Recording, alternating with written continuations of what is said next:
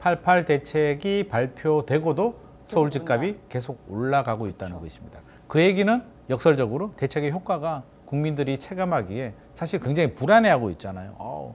기다리면 집값 안정될 줄 알았는데 집값이 올라가는 거 보니 지금이라도 사야 되는 거 아니야? 라는 마음이 들었는데 대책을 보고 기다려도 되겠다라는 마음이 들어야 되는데 안 드는 것 같습니다. 교수님이 바라볼 때 대책의 효과를 어떻게 보십니까? 일단 뭐 앵커님 말씀하신 대로 없다고 봅니다. 없다고요? 네. 단정적으로?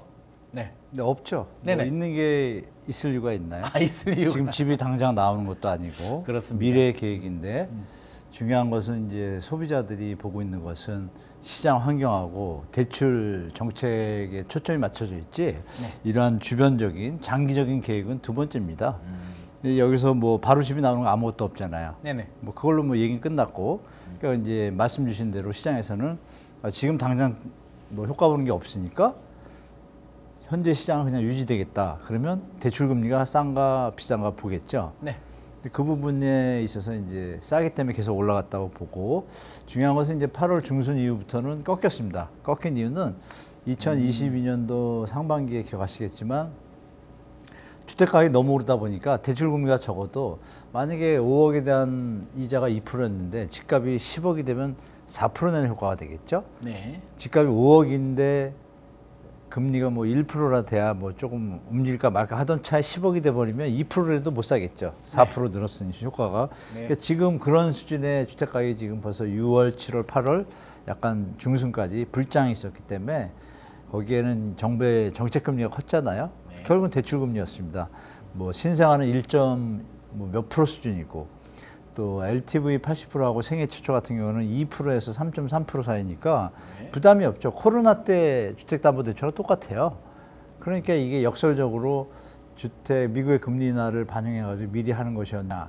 제가 볼 땐 그게 아니라 주택가격을 좀 인위적으로 받치기 위해서 정부가 정책금리를 소리 없이 내렸잖아요. 네. 그게 이제 아시겠지만 이 부동산 카페가 많다 보니까 정보는 빨리 퍼집니다. 그게 아시겠지만 자꾸 뭐 정보가 발표하기 전에 미리 시장에서 아는 경우가 많은데 이것도 그런 경우입니다. 근데 주택가격이 너무 올라가다 보니까 8월 초부터 벌써 시장에서 끊겼습니다. 손님이.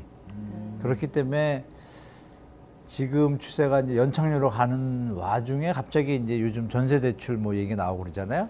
네. 그 부분이 약간 뒷북이죠. 내려가고 있는데 마치 정부 정책으로 내려갈 것처럼 보이는 좀 쇼 같기도 합니다. 제가 볼 때. 그냥 놔둬도 내려가고 있을 판인데 네. 추석 맞이해서 네네. 정부의 의지를 안 보이면은 완전히 안 내렸기 때문에 추석 밥상에서 다들 뭐라 그럴까요? 이 정부가 너무 집값을 떠받친다라는 얘기가 비판적으로 들릴 걸 예측해서 네. 정부가 다른 쪽에 손을 좀 댔죠? 근데 그게 아마 더 효과가 있을 것 같습니다.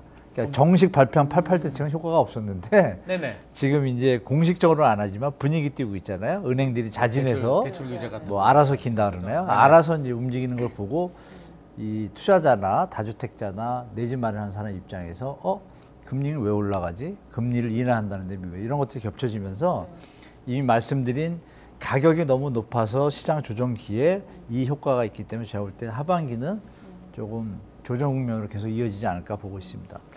교수님께서는 이제 정부가 공격적으로 야심차게 준비한 88 대책은 효과가 별로 없었고 조용하게 은행장 불러서 경고를 주면서 대출 규제를 한 게 오히려 더 효과가 있다. 추석 지나고 이제 주택시장, 부동산 시장이 좀 안정될 것이다라는 전망을 하셨습니다. 자, 일단 88 대책 내용 조금 더 살펴볼 텐데요. 네. 그래도 중요한 게 서울이잖아요. 서울에 공급이 부족해 이런 이야기를 많이 하고 있는데요.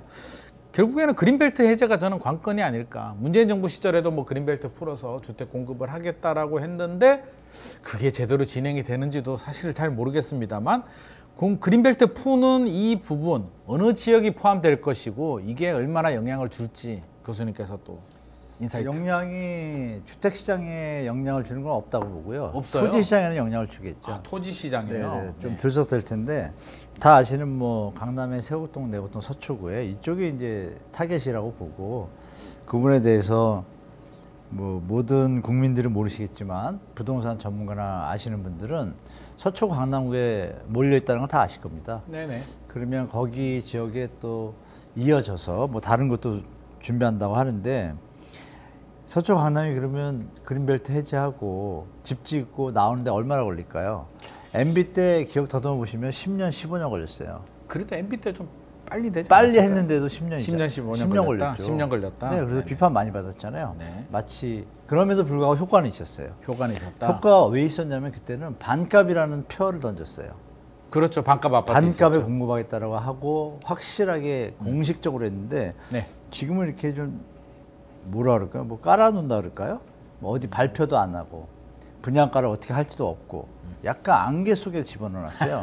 이게 속에. 조금 아쉬운 부분이고 그러면 중요한 것이 3기 신도시는 이미 택지 지정이 몇 년 전에 됐잖아요. 문재인 네네. 정부 때. 그거나 빨리빨리 하지. 뭐 또 다시 정합니까? 그리고 또 한때는 그런 얘기도 했잖아요. 정부에서. 인구가 감소하니까 이제 좀 조절해야 된다. 이런 얘기도 또 했어요. 왔다 갔다 해요. 그러면서 갑자기 풀어요. 그래서 제가 볼 때, 이걸 왜 갑자기 풀지?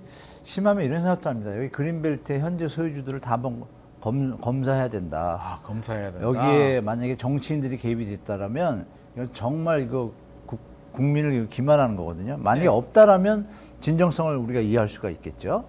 그리고 이제 시간이 걸리지만, 그럼 제가 볼 때 그린벨트 141제곱킬로미터 많은 양인데, 집단 취락지가 꽤 있어요. 네. 꽤 있는데 여기는 10여 년, 20년 전부터 풀어달라고 했습니다. 네. 그러면 뭐 소장님도 아시겠지만 양재동 인근에 있는 집단 취락지고 있는 곳들은 대부분 풀릴 거라고 봐요. 제가 볼 때 양재 R&D 센터 좌우로. 그러니까 이런 부분이 강남 집값의 하방 압력은 좀 있을 겁니다. 중장기적으로. 근데 지금 효과가 없죠. 효과가 없고 만약에 그린벨트가 나온다 그랬는데 금리가 6, 7%예요. 그럼 누가 사요? 못 사죠. 근데 그린벨트가 풀려가지고 분양을 하는데 금리가 2%다. 그러면 효과가 다 다르잖아요. 그러니까 제가 드리는 말은 뭐냐면 땅 풀고 뭐 이런 게 중요한 게 아니라 현재 하고 있는 거를 빨리빨리 공급을 해서 네. 공급 부족이라고 정부가 얘기하잖아요. 언론이 얘기하고. 그럼 공급 부족에 있는 땅도 지금 못 하고 있는데 갑자기 땅을 더 만들어? 좀 이상하죠. 그래서 네. 이게 좀 비판을 받고 있고 젊은이들한테 제가 물어봤어요. 물어봤더니 네.